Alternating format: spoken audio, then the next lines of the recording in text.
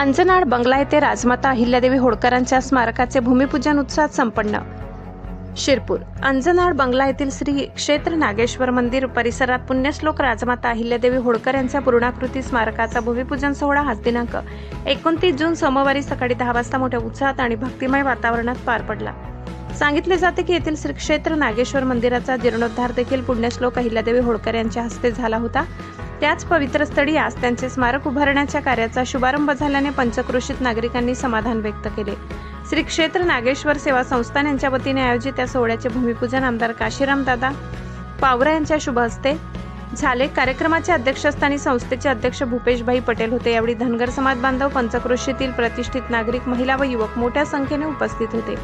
जय नागेश्वर, जय मल्हार आणि पुण्यश्लोक अहिल्यादेवी होळकरांचा विजय असो अशा जयघोषाने संपूर्ण परिसर दुमदुमून गेला. वैदिक मंत्रोच्चारात व विधिवत पूजन करून स्मारकाच्या कार्याचा शुभारंभ करण्यात आला.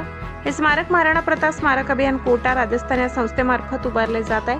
भारतातील 500 पुतळे बसवणारी ही पहिली संस्था असून शिरपूर येथील स्मारक त्यापैकीच एक आहे. अहिल्यादेवींचे लोककल्याणकारी कार्य नव्या पिढीसमोर ठेवणे हा यामागचा मुख्य उद्देश असल्याचे आयोजकांनी सांगितले.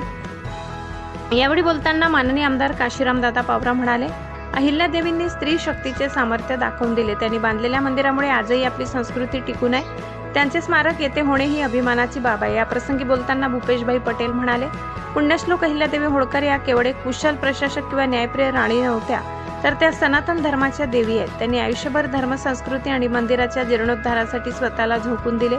स्मारकाचे काम लवकरच पूर्ण करण्याचा संकल्प त्यांनी व्यक्त केला. या भूमिपूजन सोहळ्यामुळे शिरपूर तालुक्याचे ऐतिहासिक आणि धार्मिक वैभवात भर पडली असून भविष्यात हे स्मारक प्रेरणास्थळ ठरेल असा विश्वास नागरिकांनी व्यक्त केला व कार्यक्रमाची सांगता प्रसाद वाटपाने झाली. आशापुरी न्यूजसाठी मुख्य संपादक लाला चव्हाण यांचा ग्राउंड रिपोर्ट.